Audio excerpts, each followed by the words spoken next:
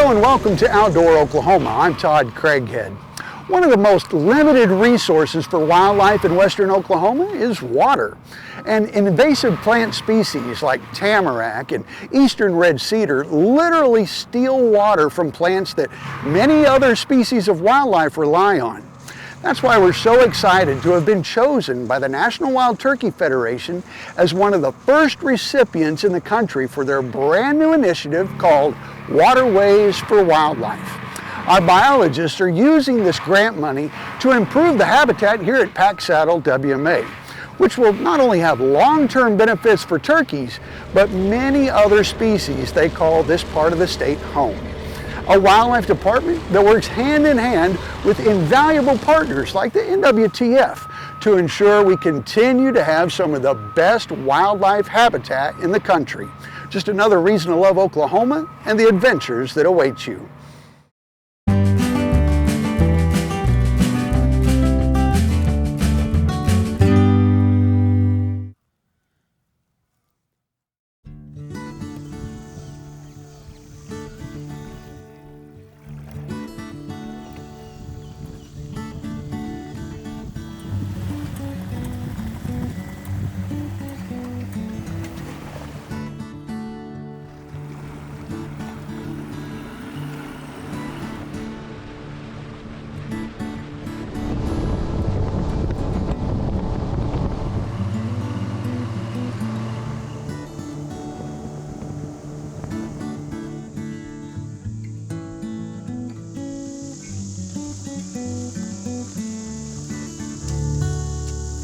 So we're out here on Sardis Lake in southeast Oklahoma. We are doing our summertime seining. So that's nighttime seining using the bag seine you see behind us here.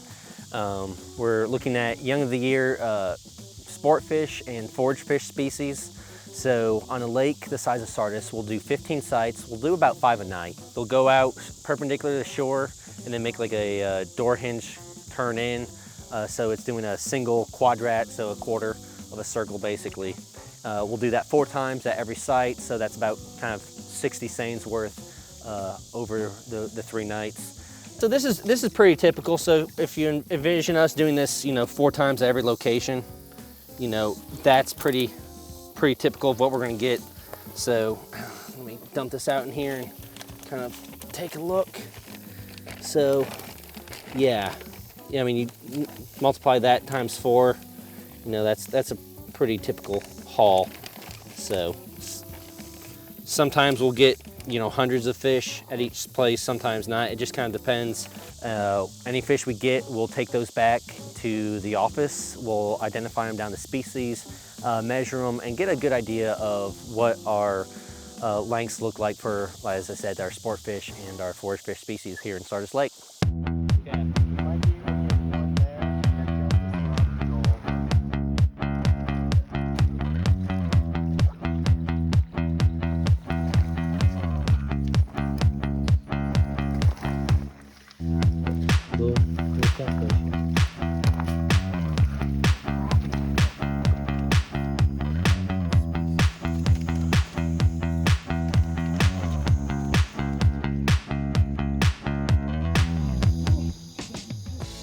So last night we went out and did some nighttime seining, and today we are sorting out the fish species from that seining site. So we'll identify the species that we have here, put them into their species-specific groups, and then go through and measure them for total length. We've got some red shiner here, some bullhead minnow, got some inland silversides, gizzard shad. We've also got some white bass, bluegill, largemouth bass.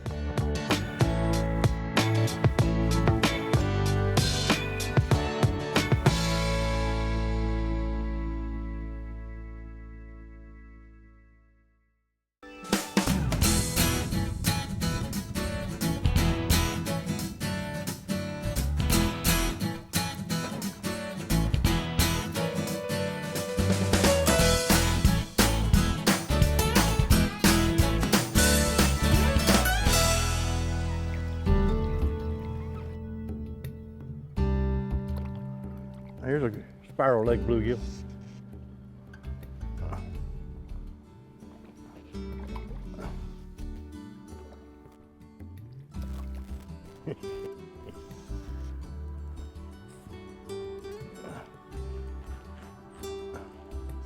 See how thick across the back these things are? Can you see that from here? This is a red ear, and if you can see, he's all the way from the tip end of my fingers up to a watch band there. These are the kind of fish that we enjoy catching. This lake is really, really built for this fish. We catch them on a fly rod. Use a tiny jig. Mine is a 1/100th ounce, tied with orange bunny fur and an olive bunny fur on the bottom. So we're gonna try to catch about 50 or 60 more of these before I quit. We kind of just start chasing them around the 1st of March, and even when the water's cold, we'll wear pant waders and try to find them going to the beds. On this lake, you look for indentations in the bank, coves, grass lines with water behind them, and when the fish go to the beds, it's awesome. They're in there, and as soon as they're in there, a few days of it, and they're gone. And I don't know where they go on this lake after that, but we don't pursue them too much after the spawn because the restrictions on the fly rod, the depth and such as that. I would guess that people with little ultralights and fish the same way we do, only fish deeper, could probably locate and catch a lot of them. This is a red ear male, one of the better fish that we catch out of this lake. So he's got his spawning colors almost black. Sometimes they turn almost chrome. Almost chrome. Yeah, almost chrome. These are good fish to catch. They're eager to bite. Again, I'm not sure whether they're biting it to eat it or just to get it out of the nest. A lot of fun to catch. You could do it all day long. My best day down here was 264 of these things, and it was a great day. I'm going to turn him loose now. Basically, we start looking when the water temp hits over 50 degrees. And 60 and above is when they're more likely to be in the nesting mode, although we have caught them in water 55 degrees. But the vegetation, the bugs, they have a black caddis that hatches here, and that's usually a sign that they're getting ready. And they're real good sized black caddis, and we use that as, when their caddis are out, it's close. Okay. That and buffalo gnats.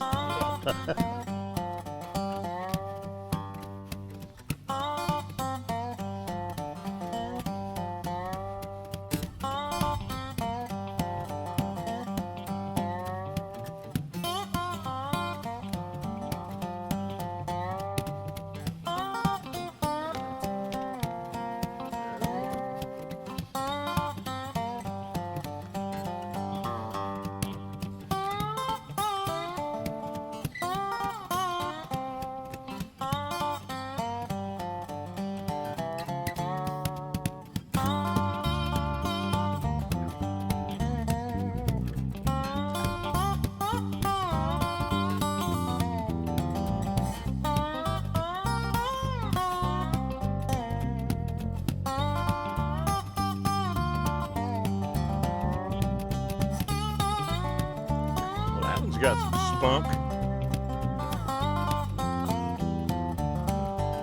That's pretty fish there.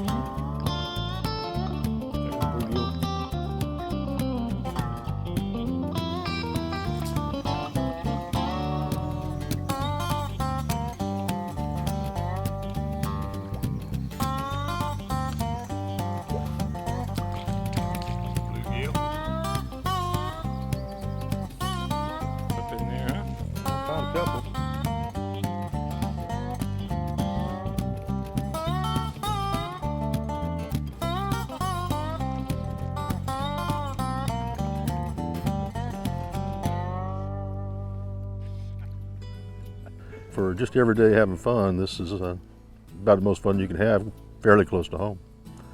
I enjoy the rhythm of the fly rod and the tug and the pull. It's just what I do. You need to get out and fish it, enjoy it. You know, take the time to really enjoy what you have. Try to treat people right on the lake. Don't swamp them. Little fat guys like me running around in a baby boat here. But that's one of the things that I might say here is that the folks on Spiro have always been really good.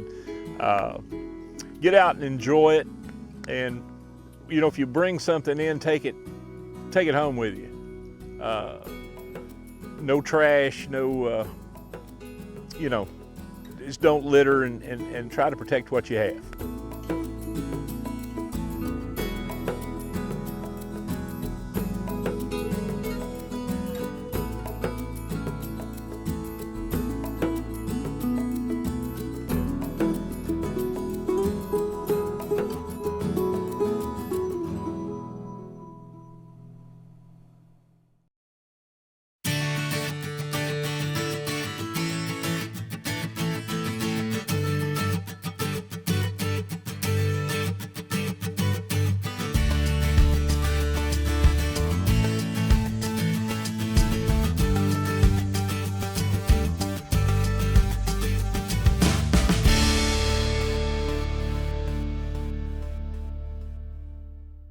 A lot of folks use the springtime as a reminder to get out there and go outdoors. And a great alarm clock for when we should start going outdoors is when the redbuds start to bloom.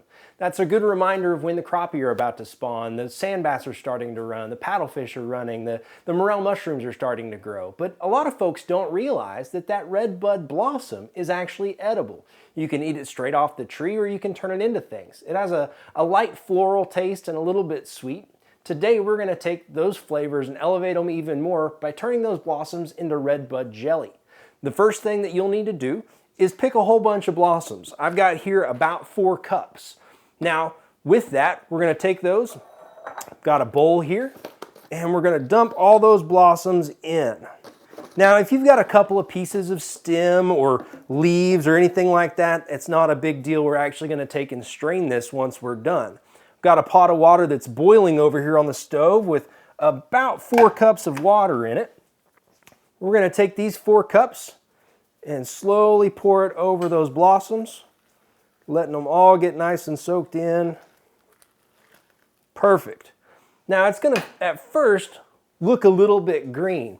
We're going to actually put some saran wrap over this and let it sit for at least 24 hours. And in that time, all of that natural pigment of those flowers is going to come out into the water, and we're going to turn that into like a redbud tea. And that's what we'll use to actually make the jelly.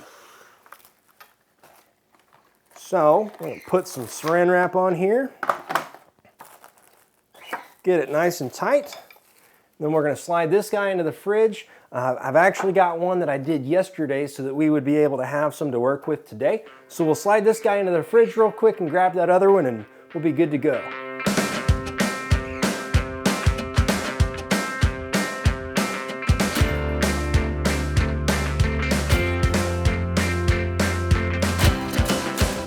So the first thing that we will need to do after we've sat for 24 hours is take our saran wrap off.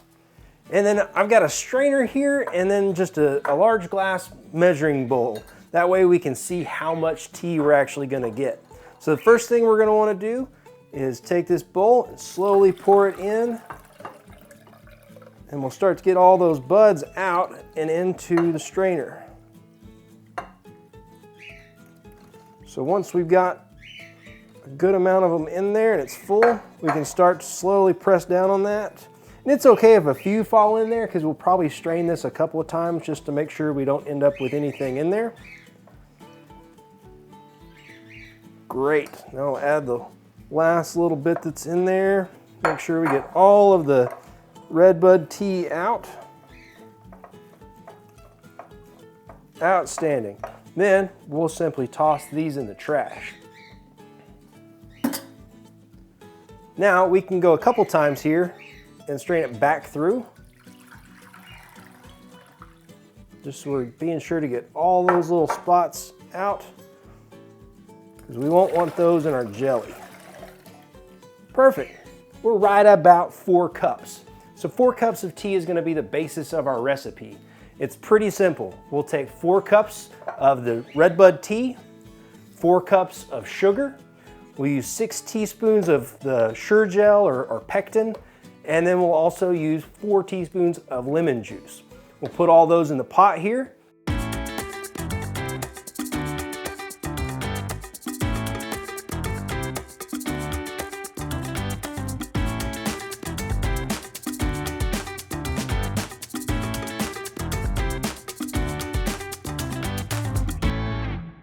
We're going to go ahead and let this sugar start to dissolve into this tea, and we're going to move it over to the stove. Once we've warmed up a little bit, we're going to add the Sure Gel in. Now, while this is actually warming up, is a great time to start working on getting your jars put into your water bath. We want to do that so that the jars are all sanitary. Whenever we're dealing with making jams or canning or anything like that, we want to make sure that the jars are nice and clean so that we can have them on our shelves in our pantry for 18 months or more to be able to use them down the road. We're going to open up our water bath. Now, in this water canner, you can use a stove or a stock pot or anything like that, but you want to have a wire basket in there so that you're not letting the jars touch the bottom of the container. That'll actually make them break. So we don't want that. We can come in with our jars and we basically just want to let them get nice and hot so that they all become sanitary. So once all those are in there, we're just going to let them have a nice little steam bath, and we will let all that come up to temperature. So once we've added in the 6 tablespoons of pectin or Sure Gel, we're going to let that dissolve into our sugary tea and let that come to a hard boil for 1 minute. And a hard boil is basically a boil you can't stir down, so it'll kind of froth up. Once that's done, we're going to turn the fire off and move it over onto the counter. So we've brought this pot over from the stove after we've got our good hard boil, and we're going to let it cool just a little bit while we're moving our jars over here in a minute. But you'll notice I've put a towel down on the counter. That's going to let the jars cool down a little bit more slowly as the jelly's transferred into it. The making the jelly's done. Now we just need time on our side. But again, we want to have this jelly around for 18 months in our pantry. So I'm going to go pull the jars off of the stove. To do that, you'll actually want some jar tongs to be able to pull those out.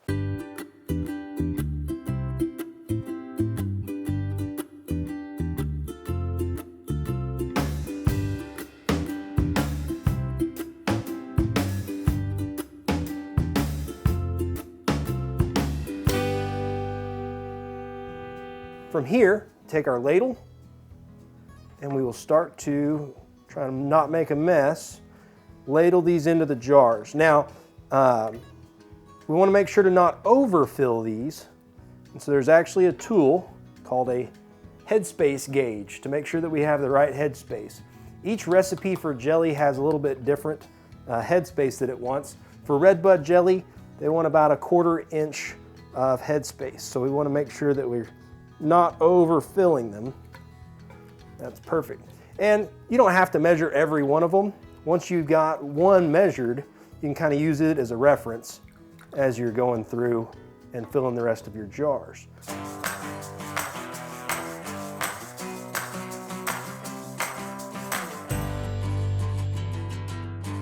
All right, our jelly's all transferred. Put our pot in the sink. Now, for the actual canning part, move some of this stuff out of the way here so it's not in our way when we start to can.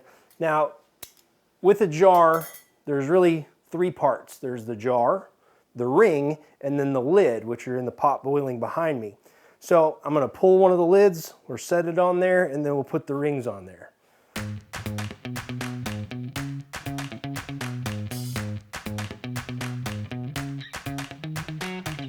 Now we're going to go back into the water canner or the hot water bath, this time for 10 minutes once it gets up to a boil.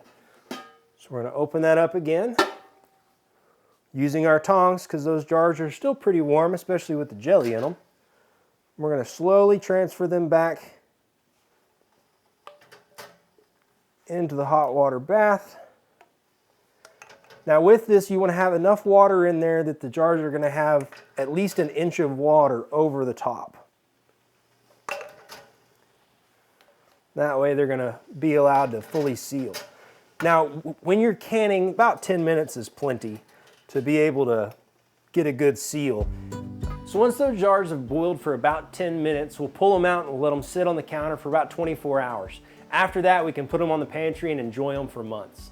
So the next time that you're outdoors enjoying all that Oklahoma has to offer, whether that's fishing or hunting or foraging for mushrooms or whatever it may be, remember that there's another untapped resource that you may not have used yet, the redbud tree. So pop one of those redbuds off and taste it. Enjoy its light floral flavor and that little bit of sweet taste. If you really like it, pick a whole bunch, come home, and make some redbud jelly.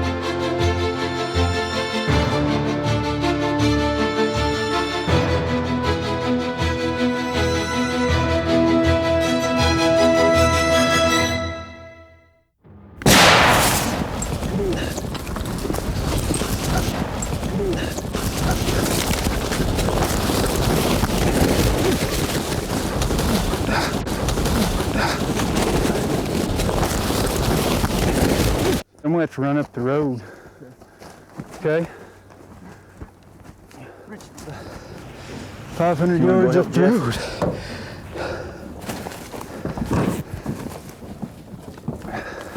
Stephanie, why don't you come here and help me get this perch? We had about 30 plus birds come in, and not all of them would get on the bait, and we wound up catching about 17. I think is what we got under the net here. They attempted to come in several times but wouldn't cross the barbed wire fence, and they circled around and come on in. And what we're trying to do now is get them mobilized and put in these boxes to try to keep them from hurting themselves under this net.